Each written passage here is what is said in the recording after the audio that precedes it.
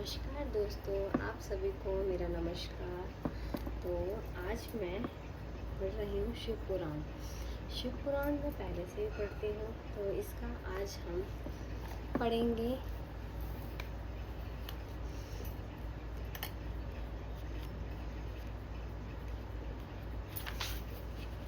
रुद्र संहिता सतीगण तृतीय खंड का जगदम्बा आख्यान। ब्रह्मा जी ने नारद को बताया। इसके पश्चात मैं देवी का स्मरण करके उनसे प्रार्थना करने लगा। हे मातेश्वरी, मेरा कार्य पूर्ण करो। मेरी बार बार स्तुति करने पर भगवती चामुंडा प्रकट हुई। वे 4 भुजाओं वाली सिंह पर आरूढ़ वर देने के लिए कलश लिए हुए थी।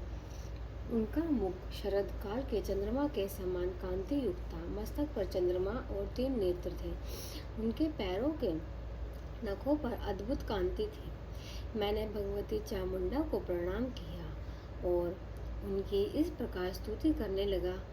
हे देवी, आप स्नातनी शक्ति हो। आप सरकार को मोहित करने वाली एवं त्रिलोकी की रचना तथा सहंकार करने वाली हो। तुम गणों से परे, योगियों से पूजित एवं उनके हृदयों में वास करने वाली तथा योगियों के आह्वान पर प्रकट होने वाली, आपको मेरा प्रणाम। जगदम्बा मुझसे बोली, आपने किस लिए मुझे स्मरण किया है? मुझे शीघ्र बताओ। मैंने उनसे कहा, हे सर्वत्र दात्री, मेरे यह मनोरथ मेरे मस्तिष्क से उस समय निकला था जब भोले शंकर रुद्र नाम से योगी बनकर कैलाश पर निवास करने लगे। वे समाधि लगातार तपस्या में लीन थे। वे पत्नी विहीन होकर भी दूसरा विवाह करना नहीं चाहते थे। अतः किसी भी प्रकार उन्हें मोहित कीजिए। आप दक्ष प्रजापति की कन्या बनकर भोले शंकर की पत्नी बन जाइए। जिस प्रकार आपने विष्णु जी को लक्ष्मी बनकर प्रसन्न किया है, उसी प्रकार आप पार्वती बनकर शिव जी को भी प्रसन्न कीजिए। स्त्री के कारण ही शिव जी ने मेरी निंदा की। अब मैं देखना चाहता हूँ कि वे स्वयं ही स्त्री कैसे ग्रहण करेंगे।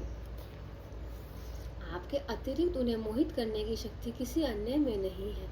यह सुनकर भगवती जगदम्बा चिंतित होकर आश्चर्य व्यक्त करते हुए बोली, अरे विश्व सृष्टा ब्रह्मा, तुम अज्ञानी की तरह यह कार्य किस लिए कर रहे हो? उन निरंकारी शंकर को मोहने में क्या लाभ होगा? मैं तो हमेशा उनकी वशवर्ती और दासी हूँ। उनके भक्तों के लिए ही रुद्र रूप धारण किया है। मैं तो माया के स्वामी हूँ, वे तो माया के स्वामी हैं। फिर देवी ने मन में सोचा कि यदि इससे इन्हें वर प्रदान नहीं करती हूँ तो दिमाग भ्रष्ट हो जाएगा। और यह सोचकर उन्होंने शिवजी का स्मरण किया। शिवजी से आज्ञा पाकर उन्होंने कहा, तुम्हारा कहना सत्य है कि उन्हें मोहित करने वाला कोई नहीं है, परंतु शिवजी के आगे से तुम्हारा मनोरथ पूर्ण करने के लिए मैं दक्ष की कन्या के रूप में प्रकट हो जाऊंगी। इतना कहकर भगवती जगदम्बिका अंतर्ध्यान हो गई।